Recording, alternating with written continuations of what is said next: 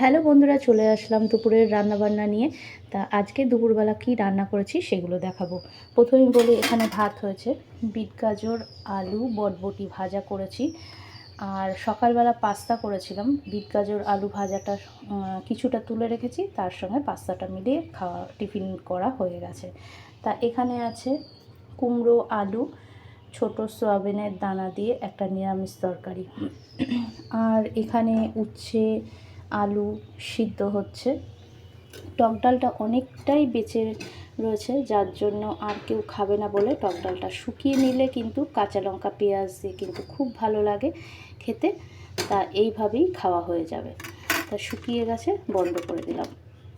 আর বন্ধুরা, আমি আম্বাবচির মধ্যে কয়েকদিন নিরামিষ খাচ্ছি বলে কিন্তু আমার জন্য নিরামিষ এগুলো করেছি।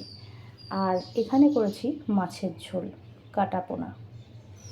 কাটাপোনা মাছ। তা আলু দিয়ে জিরা ফোড়ন দিয়ে মাছের ঝোলটা করে নিয়েছি। তা আজকের রান্না কিন্তু এই পর্যন্ত, এর থেকে আর বেশি কিছু রান্না করিনি। আর তোমাদের বললাম যে আম্বাবচির মধ্যে আমি কয়েকদিন নিরামিষ খাচ্ছি। আর কালকে কেন ভিডিও দিতে পারিনি, তা আমি কিছুদিন ধরে ভিডিও দিতে পারবও না, কেননা আমি 28 তারিখ পেরিয়ে যাচ্ছি বন্ধুরা, যার জন্যে আমার হয়তো ভিডিওটা এখন একটু কমই দেব, ঠিক আছে।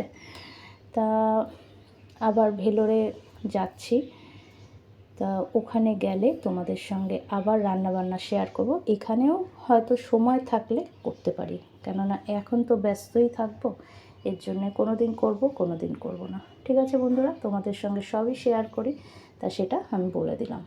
আজকের রান্নাটা ভালো লাগলে লাইক কমেন্ট শেয়ার করতে একদম ভুলবে না। আর তোমাদের মিষ্টি মিষ্টি কমেন্টগুলো শুনতে ও দেখতে খুব ভালো লাগে। তোমরা কমেন্ট করো, কমেন্ট করলে উৎসাহটা আরও বাড়ে, ঠিক আছে। টাটা বন্ধুরা।